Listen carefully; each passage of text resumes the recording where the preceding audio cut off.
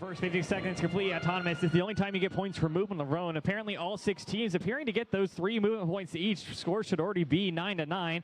They had the rest of the autonomous time to change that. 42-72 high performers during the autonomous time. Sticking one coral up there just shy for their second. Grabbing another one and want to keep that around for the teleoperated period. The remainder 2 minutes 50 seconds completely teleoperated as human players pick up their controllers and drive their robots that their team built over the past 7 weeks.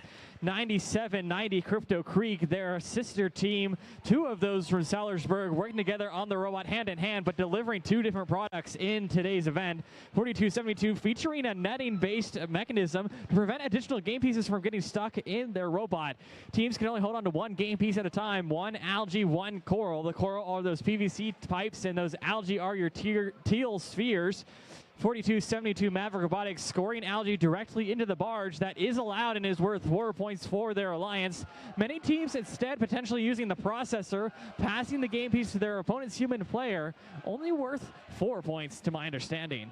6 points in the processor and 4 in the barge. 17-47 Harrison Robotics picking up additional game pieces from their human player Coral Station. That's the only way to get additional game pieces into the field of play from the human player station. 21-71 Robo Dogs now on the Red Alliance side of the field. We'll see potentially some bumper-on-bumper action that is allowed as long as that contact time is kept to a minimum and done outside the protected zones.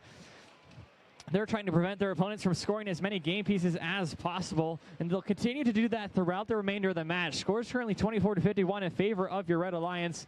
Neither of them scoring many algae in the processor, instead focusing on that reef where there's that potential for ranking points. As we continue in qualification match 12, we only have 45 seconds left and plenty of time, though, to continue to change those scores. As well, there's multiple points available in the game, so we'll have to see how teams strategize that with their teammates.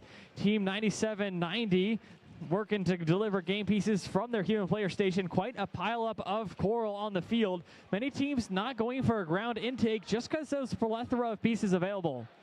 We just heard that sonar sound, so teams start making their way over to their cages. Again, the longer the chain, the more points they'll gain. 17-47, recognizing the importance of that and getting prepared for their climb. 42-72 Maverick Robotics hoping to do the same. Time winding down, only 6 seconds remaining. They have to remain elevated off the ground 5 seconds after the match ends, and we'll see how these scores total up for playoffs match 12 here at the Finn District Kokomo event presented by Andy Mark.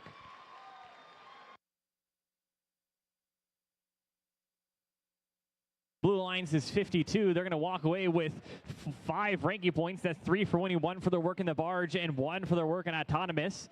Scoring plenty of points in coral, but not to be outdone by the Blue Alliance. Still getting some ranking points there. Stick tight for the next qualification match.